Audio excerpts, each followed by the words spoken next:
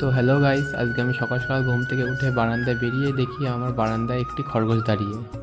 কিন্তু এই খরগোশ তো আমার নয়। আর এই খরগোশটা আসলোই বা কোথা থেকে? তো এত কিছু না ভেবে আমি খরগোশটাকে ধরলাম, ধরে নিয়ে যেতে লাগলাম আমার বাড়ির দোতলার দিকে। মানে এখানে খুব ঠান্ডা, তো সামনেও থাকতে পারছিল না, তার জন্য দোতলার দিকে নিয়ে যেতে লাগলাম। এবার দেখো গাইস, তো উপরে এসে কি সুন্দর ঘুরে ঘুরে খেলা করে বেরোচ্ছে, কিন্তু ওকে দেখে মনে হচ্ছে ওর খুব খিদে পেয়েছে। আর এখন আমি বেরিয়ে পড়লাম ওর জন্য কিছু ঘাস খোঁজার উদ্দেশ্যে। আর এখানে এসে দেখি কিছু ঘাস আছে, কিন্তু এখানে ঘাস কম, ফুল গাছ বেশি, আর যে ঘাসগুলো আছে সেগুলো খেতে পারবে না। তো আমি চলে আসলাম আর একটা অন্য জায়গায় ঘাস খুঁজতে। আর এখানে এসে দেখি ঘাসগুলো আগেই সব ওষুধ দিয়ে মেরে ফেলে দিয়েছে, আর এখানে নেওয়ার মতো কোনো ঘাসই নেই।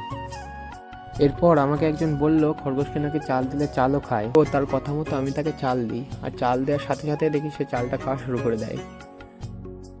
তো খরগোশটা কার আমাকে একটু কমেন্ট করে জানাবেন, তাহলে আমি তাকে কন্ট্যাক্ট করে খরগোশটা দিয়ে আসতে পারবো।